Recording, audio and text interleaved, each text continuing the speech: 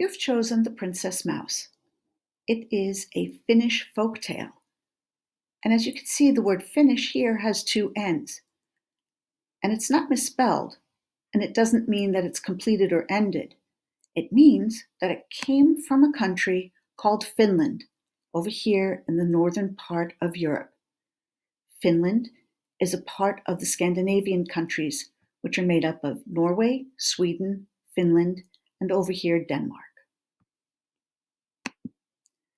The Princess Mouse.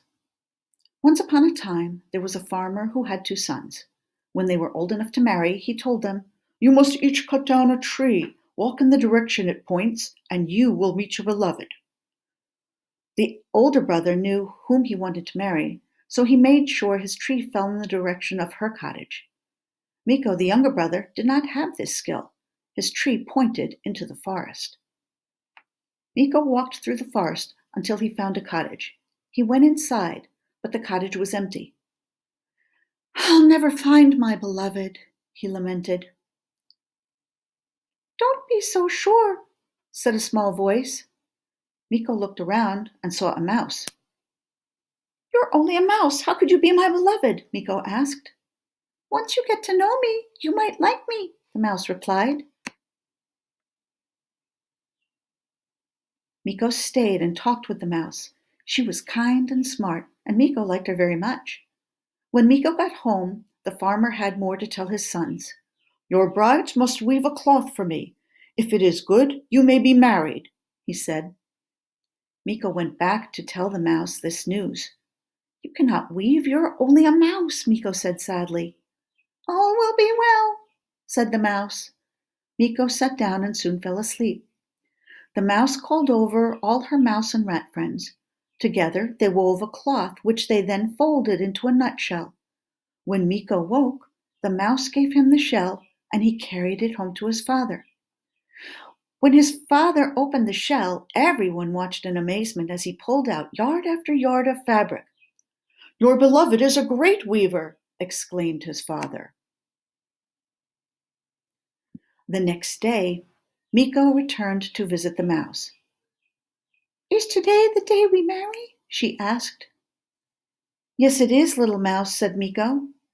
"Though I am worried. What will my family think when I bring home a mouse to be my wife, my bride?" "All will be well," said the mouse. She whistled, and a tiny carriage made of a nutshell pulled up to the cottage.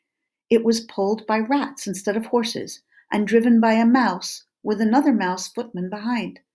Mikko's bride climbed into her carriage, and he followed. As the little carriage pulled up to Mikko's house, everyone stared. Mikko had brought a mouse for his bride. "That won't do," said Mikko's brother, and he kicked the carriage into the river.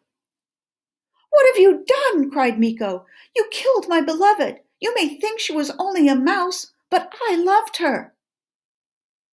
Mikko began to cry, but then his father gasped in amazement.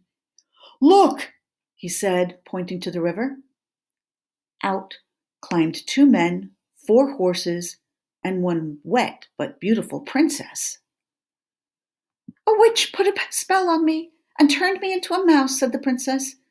"She said the spell could only be broken by one brother who loved me and another who hated me. I did not think it would ever happen, but now it has." So the 2 brothers were married, and both were happy. When Mikko returned to his bride's cottage, he found it had turned into a beautiful castle. There they lived, happily ever after. Now that you have finished the story, please go on and complete the Folktale Elements worksheet, the graphic organizer, and if it works, the setting stage.